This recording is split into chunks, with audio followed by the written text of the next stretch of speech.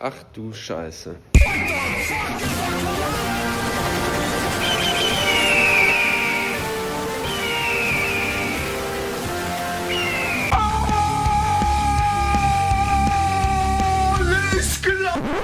Und damit herzlich willkommen zurück auf diesem Kanal. Ich bin nicht tot, falls das jemand gedacht hat, sondern ich habe schon wieder die nächsten Projekte geplant für dieses Fahrzeug. Und der andere hat uns leider verlassen müssen, aus Gründen. Fährt jetzt aber in Litauen rum, von dem Bre, der genauso heißt wie ich. Grüße gehen raus. Eigentlich habe ich nur vor, Update von dem Fahrzeug hier zu machen, weil ich im Sommer damit gefahren bin und da so ein, zwei kleine Fehlerchen noch aufgefallen sind. Abgesehen von den Kollegen hier.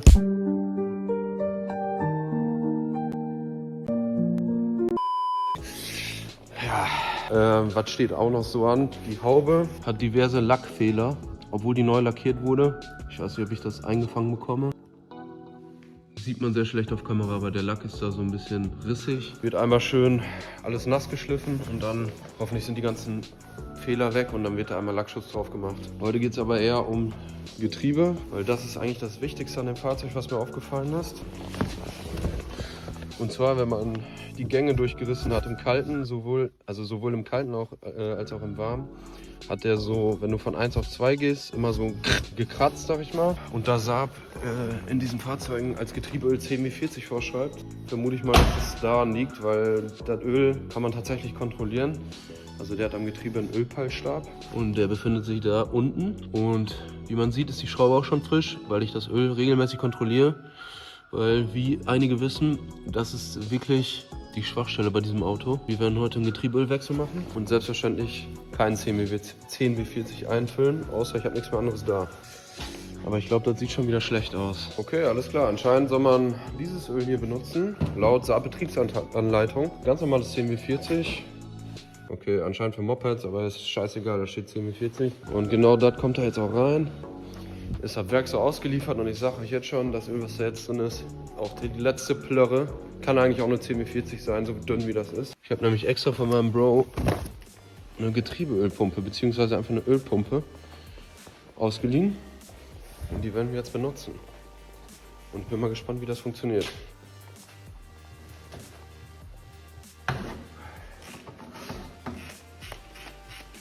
So, ich hoffe, das sieht man. Das ist ein Ölpeilstab tatsächlich. Und gleichzeitig auch die Einfüllschraube. Da ist zwar noch genug Öl drin, also der geht kurz vor voll, aber wie das aussieht, nicht gut. Also sollte man sehr schnell wechseln. Boah, und dann riecht das so richtig nach altem Getriebeöl, irgendwie ganz fies. Ich bin echt gespannt, was da nachher rauskommt, weil ich vermute, das wird so gefühlt, ja, könnte auch ein frischer BMW Metallic Lack sein.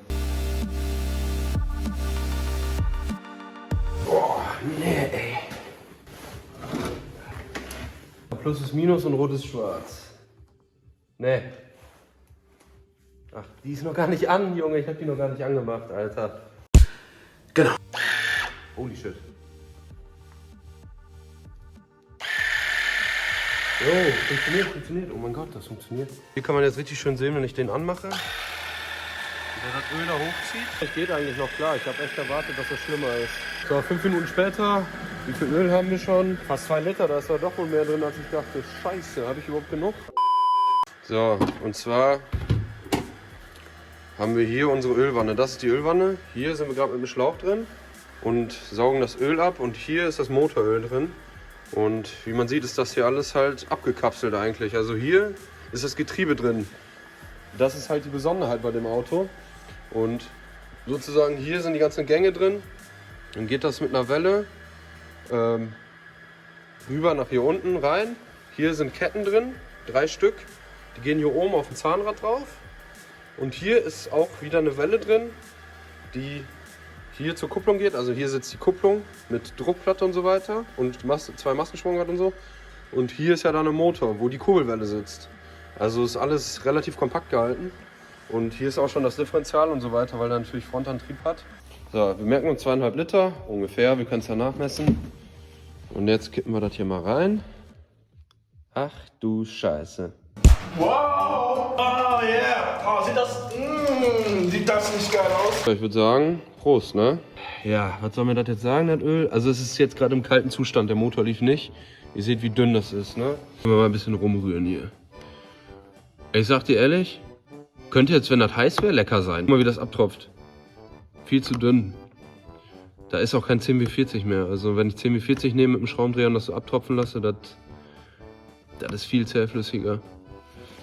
Gut, dass wir das wechseln.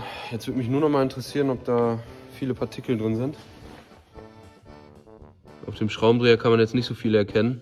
Also wenn da jetzt viele drin wären, wäre das so metallicfarben, wie so Metallic-Lack halt. Da kann ich jetzt aber nichts von erkennen. Ich hoffe, wir haben alles rausbekommen mit den 2,5 Litern hier. Und kippen da jetzt erstmal Neues rein. Also, Pumpe ist jetzt sauber. Hab die Schläuche mit dem alten... Ja moin, das ist einfach noch altes Öl.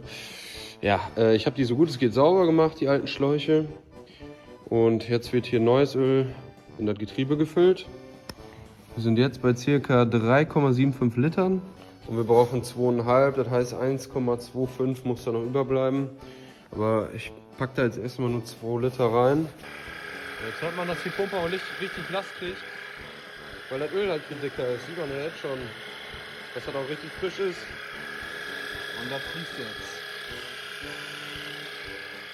Also die Pumpe hat jetzt richtig zu kämpfen.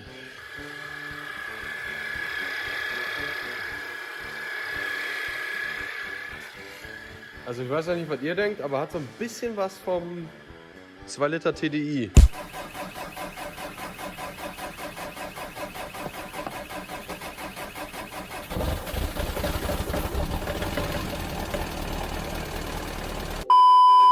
So, während die Pumpe jetzt auskühlen muss, kann ich noch was anderes teasern für dieses Fahrzeug.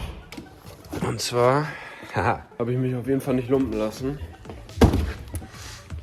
Und was könnte das nur sein? Cooling and Air Conditioning.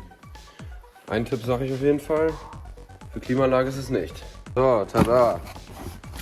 Und zwar ein nagelneuer, brandneuer Ladeluftkühler. Für das Fahrzeug. Und nein, der ist nicht original Saab. Der Originale hätte diesen Bogen hier auch noch dran, aber das kriegt man ja wohl gebastelt. Problem am Originalen, den kriegt man nicht mehr und der ist sauteuer und den kriegt man, wenn dann, nur noch gebraucht. Und der hier ist komplett neu von dem Fiat Marea Weekend oder so. Und der sollte auf jeden Fall für 200 PS reichen, was wir natürlich in diesem Fahrzeug anstreben werden. Und der macht jetzt gerade nur 0,4 Bar. Das ist natürlich Kindergarten.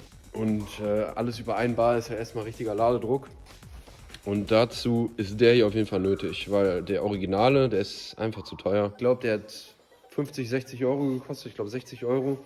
Einfach bei eBay. Das wird auf jeden Fall ein Projekt für die nächsten Videos sein. Aber dafür muss der erstmal vernünftig laufen und nicht herumkratzen, wenn ich ja den zweiten Gang reinlege.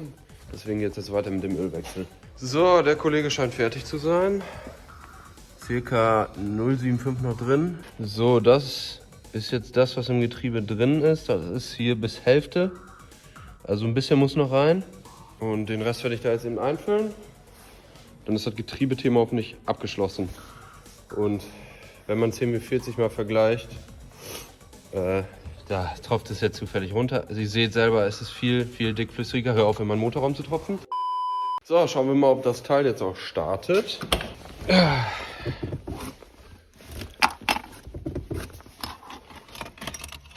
Ah, er lebt noch.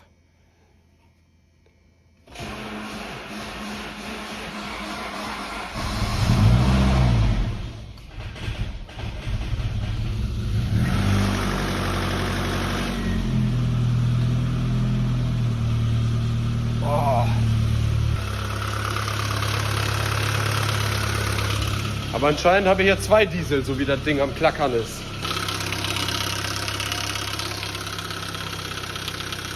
Scheint kein Öl auszulaufen. Ja, altes Auto und so, ne? Übrigens auch keinerlei blauer Rauch, zu viel Rauch oder so. Das Ding, das läuft wirklich super. Abgesehen vom Geklacker, ne? Aber wie sagt man so schön? Klappe zu, Affe tot. So, und schon hält er die Fresse. Okay, kracht nichts. Auch nicht. Wow. Ich meine, im Stand ist auch immer ein bisschen was anderes. Aber die gehen sehr, sehr gut rein, die Gänge. Viel besser als vorher, habe ich das Gefühl. Aber das findet man leider erst bei einer Probefahrt heraus und die steht auf jeden Fall im nächsten Video an. Wenn ihr darauf Bock habt, dann lasst gerne einen Daumen nach oben da und abonniert den Kanal. Und ich würde sagen, das war ein erfolgreiches erstes Video für die nächste Zeit, die kommen wird. Ich weiß nicht, wie regelmäßig ich posten kann, aber ich gebe mein Bestes. Bis zum nächsten Mal. Haut rein.